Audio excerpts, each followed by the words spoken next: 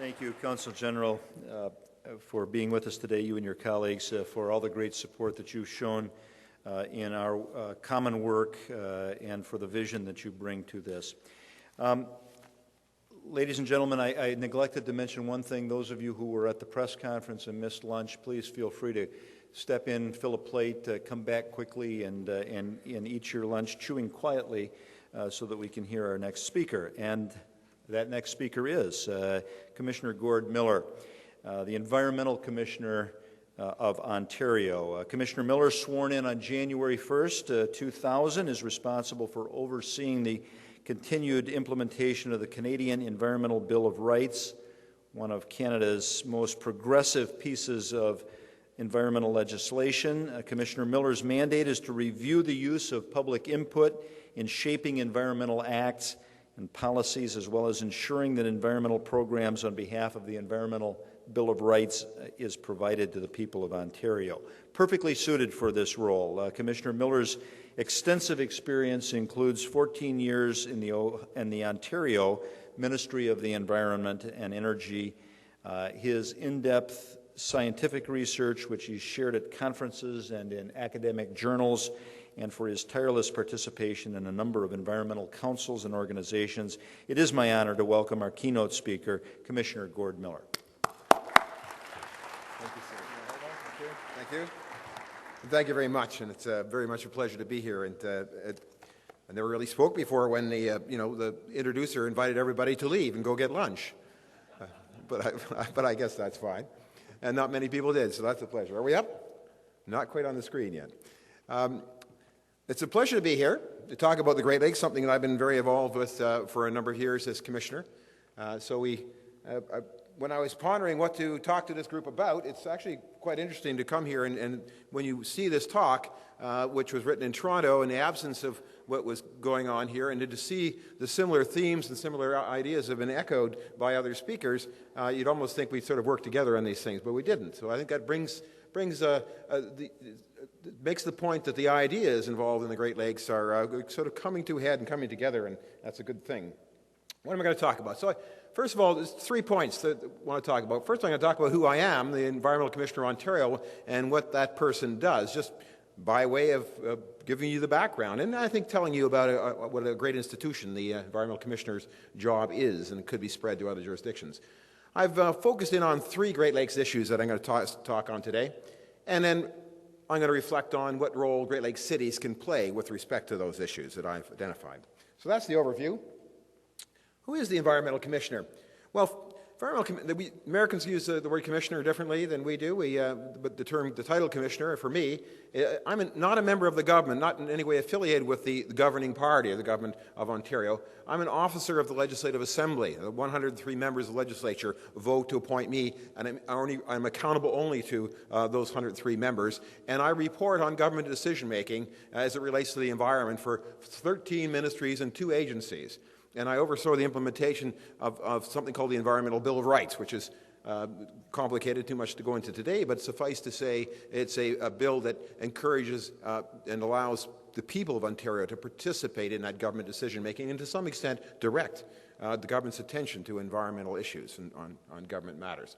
So it's an interesting job. It's not like, so I'm quite independent, and so when I make these remarks, I'm not making them as a member of the government of Ontario. I'm making them in a very independent fashion. It gives me a fair amount of leeway, I might say, in making remarks.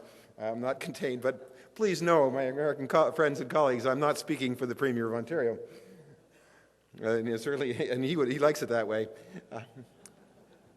The way I sum this up often is using one of my favorite authors, Dr. Seuss. So there's a wonderful book called The Lorax, which if you've never heard of it, if you've got little children or grandchildren, by all means get an excellent book by Dr. Seuss on pollution. And there's the main character, the Lorax, has a line and he says, "I am the Lorax, I speak for the trees, I speak for the trees have no tongues." And that's the way I capture what the Environmental Commissioner of Ontario does. I'm the voice that speaks for the trees, and if you read the book, and also the brown barbaloots that play in the shade in their barbaloot suits. But the point is that it's an independent voice that speaks to the environment in public policy, not from a political perspective, not from an environmental activist perspective, but hopefully from a thoughtful, perspective of an independent person who reviews the information available and gives advice to the Legislative Assembly. So that's who I am, what I do. An interesting job. Go to our website if you want to know more about us. Anyway, so I started into preparing this talk. I said, well, let's look back in my reports. I do a big annual report to Parliament each year, and I'll pick out some of the various topics that we have reported on to the Legislature of Ontario over the last few years. And I started listing them on this slide, and I just ran to the bottom of the slide and I said, heck, there's a whole bunch more, but look what the topics are. These are just randomly picked off out of my report. These are all the things in your resolutions, pretty much, which is very encouraging to me, the fact that we've been pursuing these for years, and all those things have been talked about here, so I'm not going to talk about them again. But something struck me. Here it is. Okay, I'm in my own little world up in Ontario. We are pursuing all these things. The collective mayors have identified the same things. Clearly, there's something going on in the greater policy area around the Great Lakes, because we've identified the challenges, we've identified the problems, we've come up with potential solutions, but not much is happening, or it hasn't been happening yet. So why is that? So late last year, I said, well, you know, there's not much public discussion. There's not much buzz out there. And maybe, you know, we saw a big press conference today, so maybe that's changing. I'm glad to hear it. But last year, there wasn't much discussion or buzz. So I undertook a little initiative. I started a series of round tables in Ontario, starting in November, coming into this year. I went to 5 different cities. And during the day, I invited stakeholders, people interested in business in the lake, in the city, and in the lakes generally, to come and talk to me around 5 themes, which I'll show you in a second. And I moved that around. And at the nighttime, when we had a public session, we invited the public to come. And it was an open microphone type session, and took input from them. The result of that, by the way, if you're interested to know what we did, we published it it's on the website again, which will be up at the end. But we just published the results of this public dialogue. So we met with hundreds of people in 5 cities to get a sense of what their concerns was. And we arbitrarily picked these categories, which worked out really well in terms of the categories of things that people are concerned about in the Great Lakes. Water quality and ecological processes, one category. Water levels, water use and water consumption. We heard a lot about that today. But also business and economic development, because the Great Lakes and the condition of the Great Lakes is intimately tied to business and economic development, and you as mayors know that. Community health and well-being, and how that affects, how the presence of the lake and the condition of the lakes affect the communities onshore and related. And finally, government and institutional support. So we came up with those categories, and then we broke these roundtable sessions into those categories, and we took the feedback from that, and it was, we visited the 5 cities were Kingston, Ontario, Hamilton, Windsor, Sault Ste. Marie, and Toronto.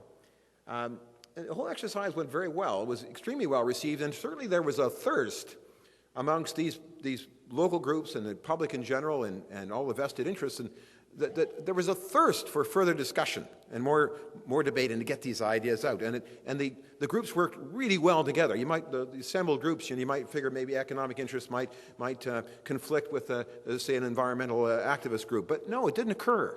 There was this tremendous consensus that something had to be done, and a swirling of ideas, an abundance of ideas. So I thought, well, I can't talk about all that stuff. It's a big report. But I thought for this particular gathering, I'd pick 3 things. 3 things that I think came out of that are an important message for you here today. And this is what's going to be interesting, I think, when I tell you what I found independently are the 3 things that matter, most of all on the bigger issues. You're going to know that we've seen them from Mayor Hartwell and Mayor Miller, and others have spoke about this already. So it's just I'm adding my 2 cents to the pile of pennies that's accumulating up here. So the first issue I want to talk about is that some of us get it and some of us don't, and that's really neat. The ones that get it are the techies. I'm a techie. I'm also a policy person, but I'm a scientist by training. The people who are technically involved, the engineers that run our water and sewage, the various technical people involved in the lake, the policy people, and some of the municipalities. When I say some of the municipalities, the ones that do get it are obviously here, or on the list, of membership of this organization. There are municipalities that don't. But nonetheless, within that, there's a great body of people who really grasp the magnitude and implications of the big list of issues and problems the Great Lake has. So we have a lot of awareness and a lot of understanding, and in fact, a lot of solutions that are on the table and proposed. Who doesn't get it? The federal governments don't get it. And that's not, I know, hey, there are people in the federal government, of course, that get it. There are good techies and there are good policy people in both federal governments that get it. But generally speaking, the federal governments of both our countries don't seem to grasp the magnitude and implication of what's happening in the Great Lakes. If they did, I can only surmise that from the lack of action. Because if they did, they would surely they would react. I don't know. I said I don't know about the states. I can't really comment on the states, so I can comment on Ontario. But Ontario doesn't really get it either. Although, again, there are good civil servants working hard to promote the concerns of the Great Lakes within Ontario, but generally the province has not turned its attention to the lake, and of course, on the lake, ignoring the St. Lawrence River, all the lake shore on our side is all Ontario. So Ontario should be a big player.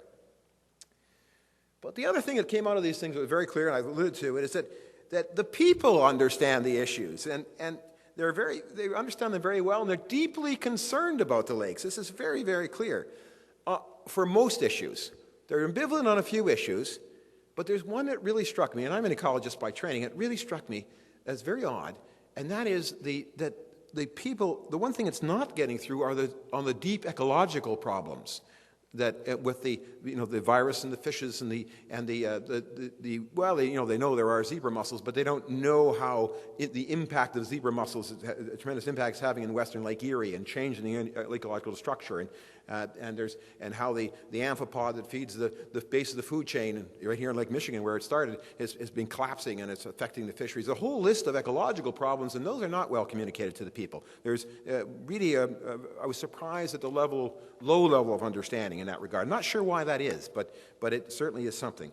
So that's the first problem. Some of us get it and some of us don't. What's the second problem? And this is the one that hasn't been talked about, and I know why, and that there's not enough measuring, monitoring, and analysis going on in all these suite of problems in the Great Lakes. So I have concluded that is a big issue, bigger than most people know. And you're mostly mayors and local people, and you normally say, well, that's up to the federal or provincial or state governments to do. Well, it's not being done sufficiently is the big point here. And when you're not measuring, monitoring, and you notice how these things tend to surprise us when we have a big problem with the viral disease in fish, or a big problem with some years ago with zebra mussels coming in.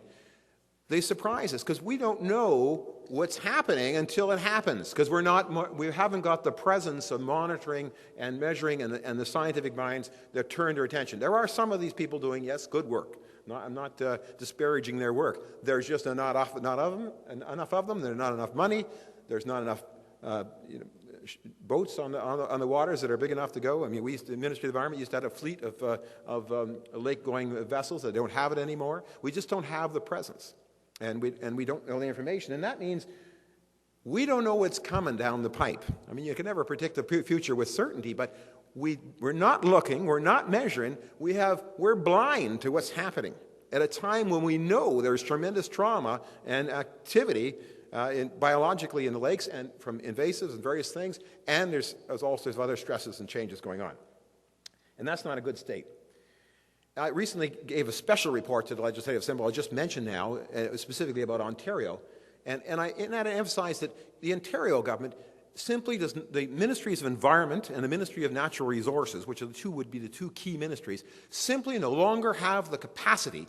That means they don't have the people, they don't have the expertise, and they don't have the money to do their jobs. And we have completely neglected the Great Lakes in this respect.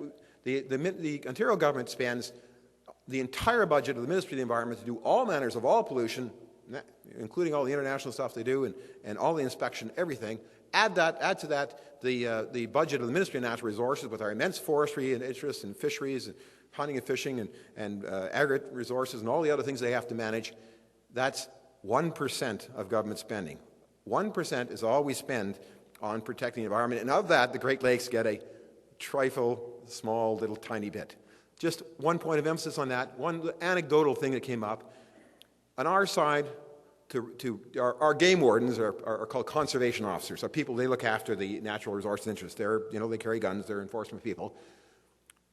But one of their beats is the Niagara River on our side, all of Lake Ontario, which includes thousands and thousands of recreational fishermen out there, 75 commercial fishing licenses, the fish markets in Toronto, where the live fish markets have to be monitored to make sure they're not selling live Asian carp and such things. The bait fish industry, including the hemorrhagic virus, is infecting the fish. The bait fish industry, which is based in Ontario, has to be regulated so they don't spread the darn virus throughout the rest of the province. And included in that is down the Thousand Islands and down all the way down the St. Lawrence River to the Quebec border. That's a beat for a conservation officer. How many? Two. Two people are supposed, and one gets sick, one goes on holidays. What do you got? So that's the minimal magnitude of government presence and effort going into at least some parts of the Great Lakes, and that is clearly part of the problem. The third point I wanted to make is that our Great Lakes institutions are struggling. I was looking for, I said struggling. I considered the other words on here. I thought perhaps ignored, thwarted, or faltering would be other words that you could use, substitute in here. And that is not a criticism of the good work of people like the IJC.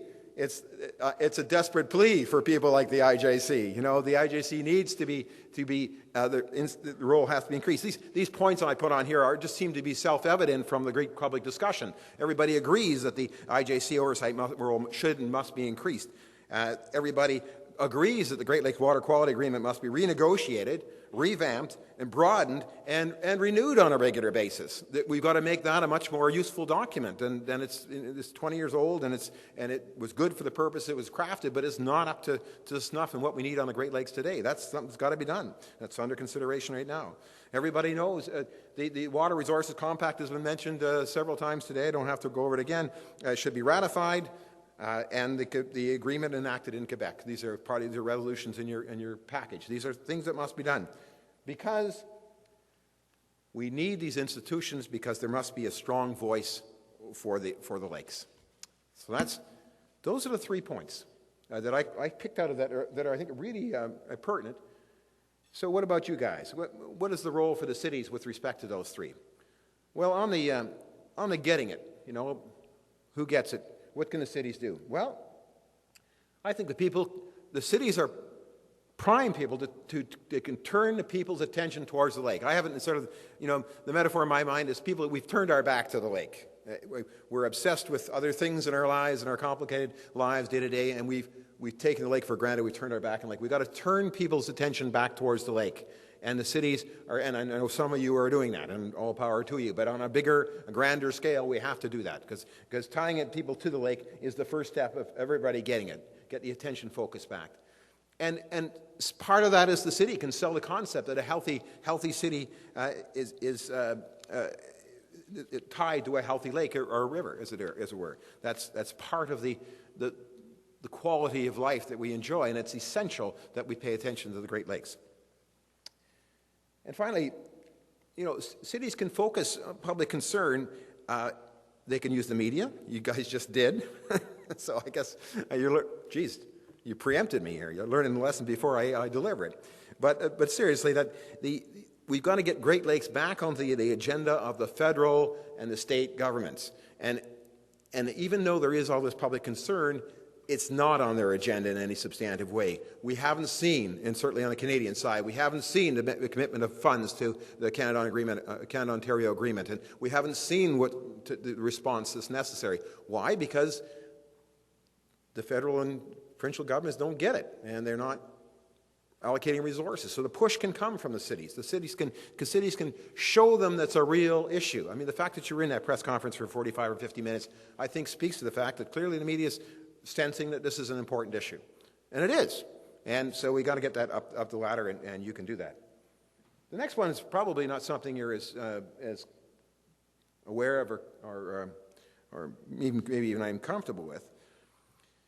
But, I think cities can make the case to higher levels of government that we have to do more monitoring. I think you should take that on yourselves, because we need to know, I would suggest the city's line. If you're a mayor, your line is, we need to know if there's going to be problems. We need to know what's going to happen with lake water levels. We need to know because it affects our economies, our people, our quality of life, it affects our electors, and there's a vote coming up in whatever year. I mean, we need to know. And ignoring by not putting the resources is just not an acceptable outcome. So that's something, a case that you make, because environmental surprises are very disruptive. And environmental surprises is not the way to run any kind of jurisdiction. And maybe, this is more of a pitch, this last one, and maybe cities can do something directly, in that you could pick up pieces of some types of monitoring and reporting.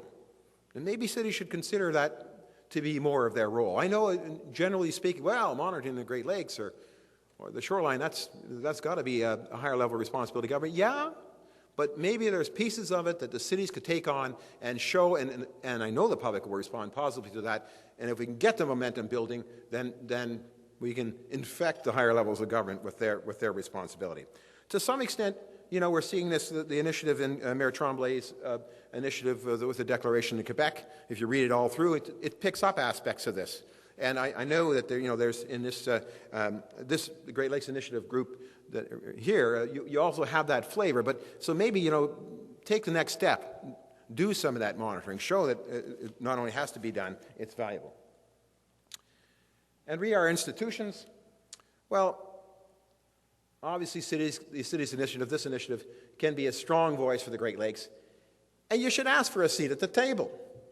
I think, personally, that the Great Lakes mayors get this organization, it's blossoming now, fill it out a little more, and then go and say, look, we want to be involved. We want to be at the table for the Great Lakes Water Quality Agreement discussions. We want to be at the table in all these big matters that affect the lakes. Why not?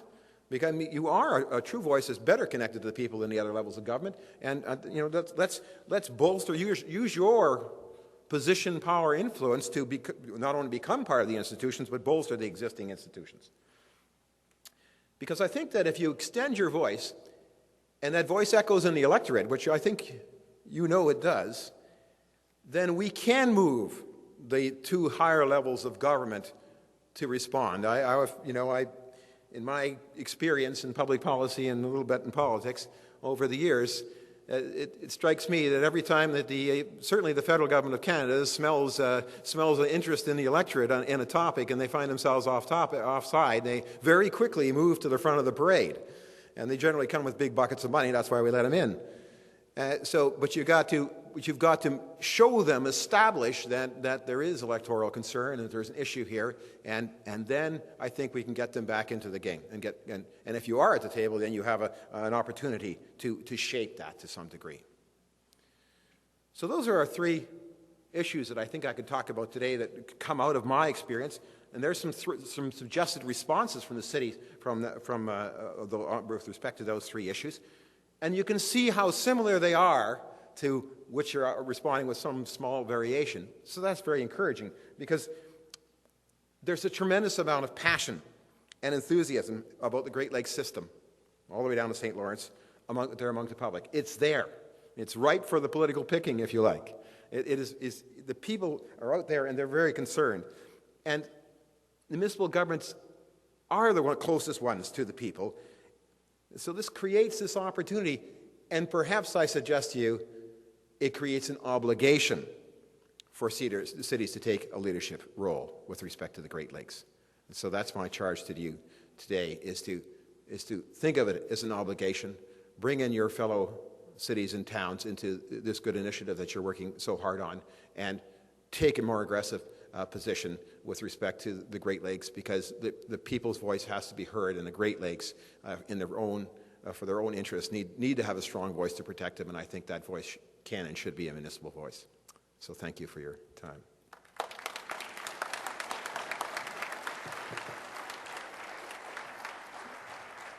Thank you, Gord.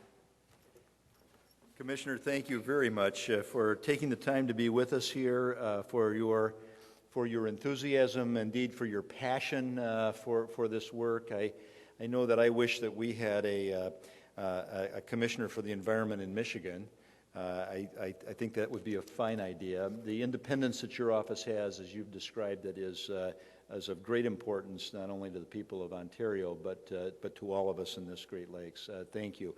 I know that the commissioner is hurrying back immediately to the airport, and we have a car waiting for you outside, sir, so that he can catch a plane. I hope you had an opportunity to talk with him over the course of the day and a half that he's been here, and thank you once again, Commissioner Gord Miller.